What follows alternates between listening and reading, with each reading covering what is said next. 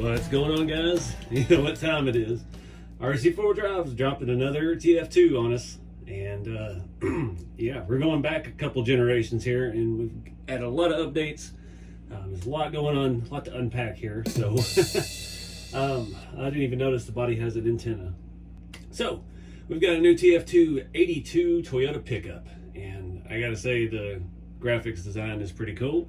I like the old retro stuff. This has, I know everybody's going to be like, oh, another Toyota, not another Jeep. We hear it every time something comes out. But we've got a lot of different stuff on this. They have got a leaf under axle.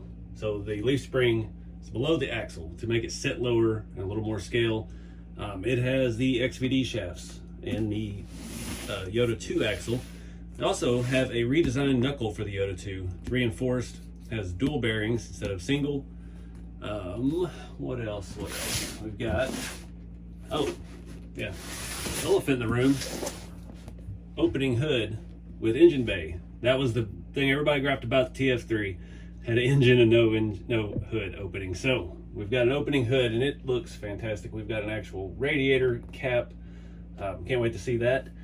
There's our leaf under the axle. It's got a different mounting block setup, and it's got a new design on their shocks, the Seal X-Ring Tech, whatever that means. Means they won't leak, hopefully. So, anyways, these come in red and blue. We've got the red one. I'm excited to see that. Officially licensed by Toyota. So anyway, enough talking, let's cut this thing open. All right, so like all the newer TF2s, there's a little bit of assembly required. The body comes separate from the chassis. Oh, why did they not put the little tow hooks on? I hate that. I saw those in a bag over here. So we had two small boxes. We've got one with our standard 3-channel radio that all the RC4 Drive RTRs come with. And we had another bag that was full of the bumpers. These actually look a little bit updated. This one actually has some screws. It has a hitch on it already. That's kind of nice. I didn't ever like using the plastic bumpers, but having a hitch on it's kind of cool. Another bag has our new inner fenders already pre-painted. They're nice, Lexan. So we got the little red, at least they're already pre-painted, the tow hooks that pop into the body. We'll cover that in a minute. Not found the instruction book yet. Got this nice looking sticker sheet with a ton of retro looking Toyota graphics, some of which are already on the truck. Looks like our stripes. We've got some back window American flags, all kinds of stuff. I don't even know where you put those. But anyway, we've got lights. That's all the RTRs are coming with now. Basic light setup. We've got rubber antenna, rubber mirrors. The interior is now more complete. The Hilux, the old Yoda bodies, had just a dash and the seat was sold extra. This actually has door panels. I see floorboard, shifters, door panels, bench seat. It's got gauge stickers. Looks pretty good in there. It's all black though. It's a little bit hard to see. Paint is excellent. I was hoping the graphics were painted, but they are a sticker. One thing, old school, the windows are Lexan. They're not a hard plastic like on newer bodies. Window trims are already nicely painted all the way around the windshield. Thank goodness, because that's a tedious pain in the butt to do. So that looks excellent. Oh, yeah, elephant in the room. Let's take a look under this hood. I'm not sure how it opens. It doesn't slide forward like the Scottsdale one. Oh, let's take a screwdriver to our nicely painted RTR truck here. Let's give it a little pry. I don't know how it's hinged. I don't know if it has an actual hinge like the square bodies or it's like the old Blazer. It actually has a metal hinge. That is nice. Oh. All right, take a look at this. So this is not the same engine bay from the 4Runner. This is a 22R. This is the proper engine, I believe, for an 82. The RE with electronics were not out until mid-80s, I think. This has a lot of accessories in it. We got plug wires, and don't get me lying about the firing order. I don't have a clue. We have an actual prop rod that folds down and locks into position. We've got, those are magnets on that side, so it does stay down on both sides. We've got warning stickers inside the hood. We've got battery cables. We got, I don't know what all's over here, some vacuum system looking stuff.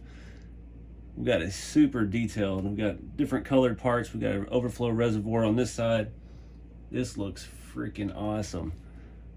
I'm glad it's not the same one. I was afraid it was just going to be the same 22 RE, but no, this is actually part of the body here with the like the core support and the radiator cap.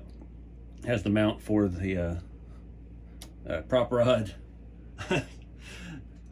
Man, this is actually looking really nice. I'm pretty excited. But anyway, it does have metal hinges. I'm not sure how they attach on the inside yet. We'll figure that out. But they do feel nice and smooth. It's not like the 4Runner or the extra cab where it's kind of like just plastic on plastic and you have to force it out. This is super, that even snaps back into place. No fight, no fuss. It just closes and goes right where it needs to be, and it's super tight. You see me, I can't even get it open without using a razor blade. The edges and the fitment are freaking spot on. All right, take a look around the side here. Got our stickers, metal emblems, rubber mirrors. Don't have the chrome in them yet. I'm sure that, yeah, there's a sticker sheet for that. So a little bit to do on the body, not a whole lot. No opening tailgate. Kind of surprised. Guess it's doesn't line up quite with the floorboard. Around back, we've got Toyota emblem. It's not stuck down all the way. Got 4-wheel drive, SR5. Let's see where the lights are. I guess they're just down in the red. All right, so we got the chassis out. Like all of our TF2s, we get a free foam sofa for your Skull Garage. Booklet and everything is underneath there. Owner's manual, all sealed up in a bag. And I'd like to know what RC4 Drive silica packet budget is, because that is a massive packet of stuff. Let's move our car cover out of the way. All right, not attached. Nice.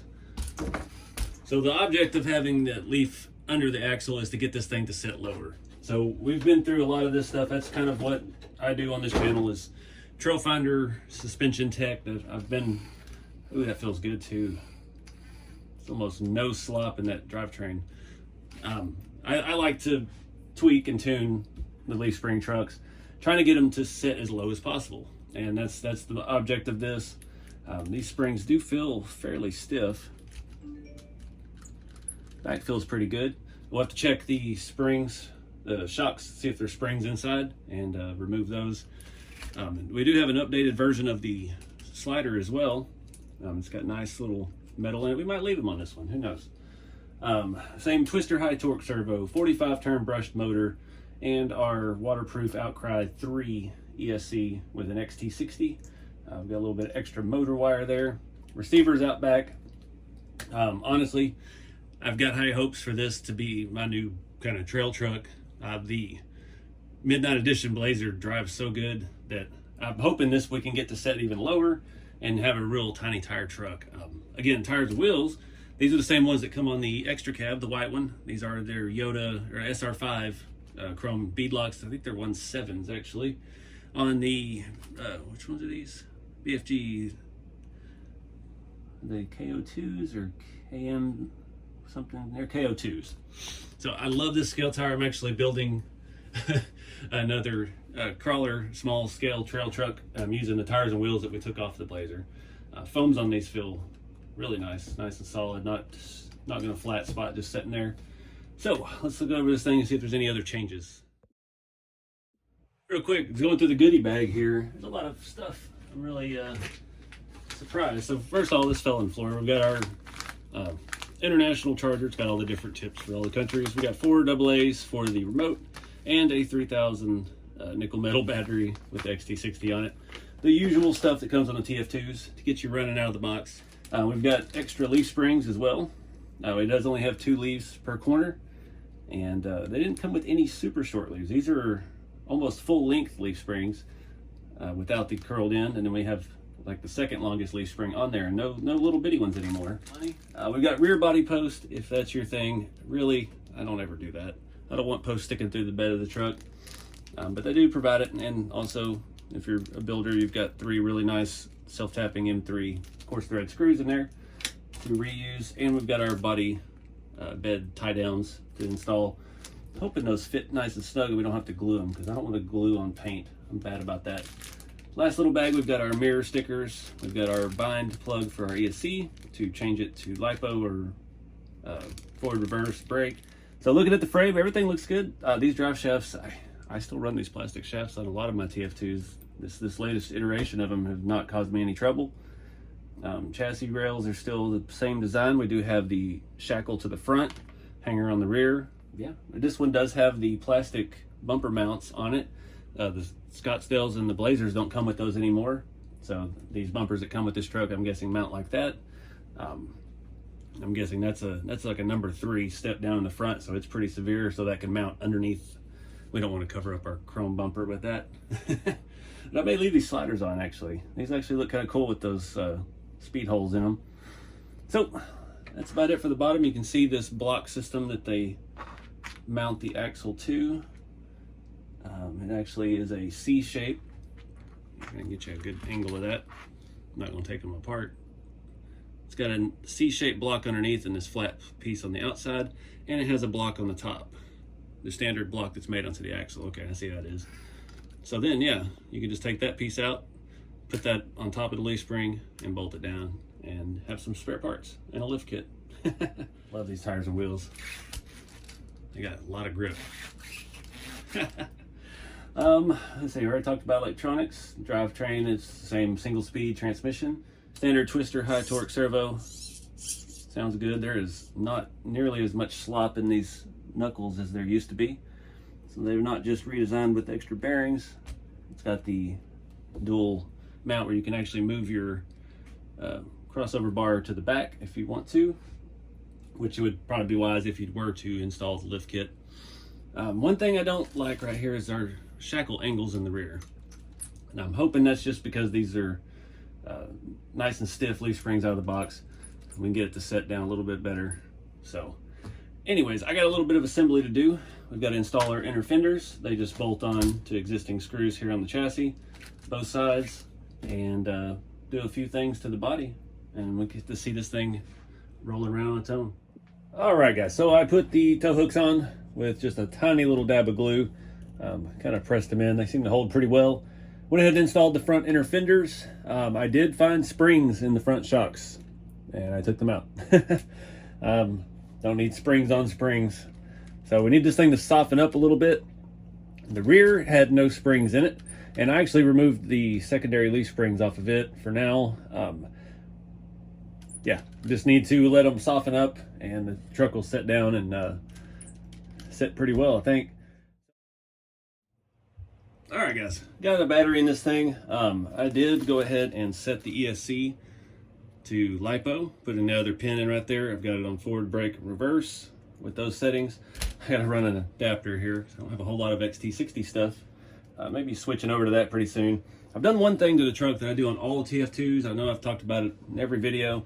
Instead of putting the screws in from outside the body, I put grub screws. So grub screws like what goes in your axle, your drive shafts. But you can get them on different lengths. I've got some of those in my Amazon store. I just thread those in, and it makes it where you can pop the sides of the body on and off without having to take 4 screws out. Makes changing your battery out a lot easier. That being said, this one is a little tricky to get the body on. So having that will help you out. The way the engine bay fits tightly over the shock towers, and we have the inner fenders to fight with, so it is going to be a little bit of a challenge. And I've got to remember to plug the lights in. I always forget to plug the lights in. I forgot completely in the video for the Blazer, the Midnight Edition. So we get lights on. We got 2 LEDs in each rear. That's cool. So found the trick for this. Get the inner fender in better. Get this out the way. Make sure we're all good over here. Nope, inner fender is out. There we go. So with this, that engine bay, you want to squeeze the front down, all the way down onto it. The things here, the sliders really get in the way of trying to pop this on the way I've got it set up, but I kind of like these sliders, so I think we're going to keep them. Get that down, check my battery clearance too. Battery should be about the same thickness as a as the stick pack. There we go. And we'll get this one down. And you got to squeeze the front, and that makes everything line up. It is super, super tight in that engine bay. It's neat the way that it fits in. There we go. So that's probably the best upgrade I could recommend right out of the gate. If this is your first crawler, switch to a LiPo. Those nickel metal batteries will work, but LiPos will give you so much more power. Even on this stock electronics and stock motor, that's 45 turn brushed motor. You know, it's got a pretty good range of the low end. Back's reverse a little punchy, but that's just cool. They keep adding more layers to this. When we first started getting into the scale stuff, that was back around 2008. Slapping old Tamiya bodies on Bruiser chassis, and people were custom machining down Bruiser axles and trying to get tiny tires, trying to make it look more like a real truck. And now here we are today. We've got opening hood on this with wiring and spark plug wires, little bitty scale brand name tires. I mean, the hobby's come so far. I did go ahead and get my mirror insert stuck on, and what else? There's a little spot inside the hood here for your prop to set. It is very, I mean, you ain't gonna worry about your hood coming open on the trail. That double magnet setup is phenomenal. Not sure if I pointed it out earlier. We got metal emblems. Yeah, metal emblems here in the front as well on the grill with the actual color red and the Toyota, the old emblem that looks like a Pontiac emblem kind of. But the best mod you can do for your TF2 right out of the box is just start driving it. The heavier trucks like the Scottsdales, that new extra cab, and the Blazer even, the leaf springs are super soft. So this truck will settle down eventually and start performing even better. You just got to get some drive time on it. So that's what I did on the back. I took the extra leaf off. We have one leaf on the back. If you start running big power, you're going to need multiple leaves back there, but I like to run the single one for a while, get it nice and soft, and go from there. So we'll do some mods to this. I'm not sure exactly what I want to do. I want it to go lower. I'm not sure there's a way to really do that.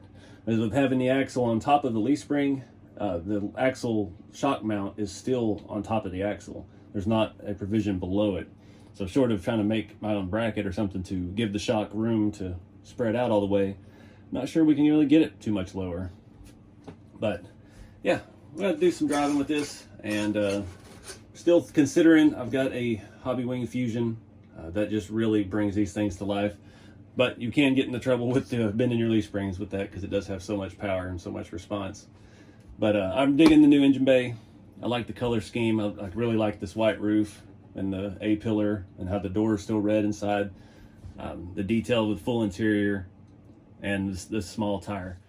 Maybe we'll try a little shop crawling. That's decent flex for a brand new leaf spring truck. I like the new steering setup. Everything about these newer axles with the XPD shafts and stuff feels really smooth. They've actually made some improvements on stuff that haven't really talked about. It's got a little flex. You can see the rear lights there. It does actually have double LEDs in the rear, plus all the side markers. So I think that's going to wrap it up for this unboxing. Let me know in the comments what you guys think, what you would do with this truck. I'm not sure what I want to do. I like the way it looks. I like the wheel and tire. I want to play with the front suspension some.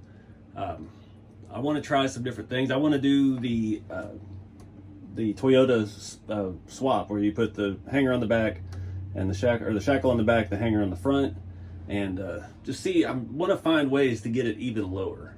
We might be able to play with some different shock links and stuff like that. The problem with these gorgeous engine bays is now it fits directly into that standard shock hoop. And if you've been following me for a while, you know all my TF2s I put the Galan 2 shock hoops on, because then your stock shock can mount up higher and you have the full range of motion, so you can get more droop out of it than we're getting like that. So this one, we can't do that. I was able to make that work on the Scottsdale engine bay because it has a little more space, bigger body, wider and everything. I was able to file down the shock hoop and give it the clearance it needed. So I don't know. I need to figure out a way to make the shock mount to the bottom of the axle and give us that more droop up front, so we can get this thing relaxed and get it setting down. Because ideally, I think that should be the ride height. maybe a little less offset wheel, tuck the tires in a little more, try to make it look like a stock truck.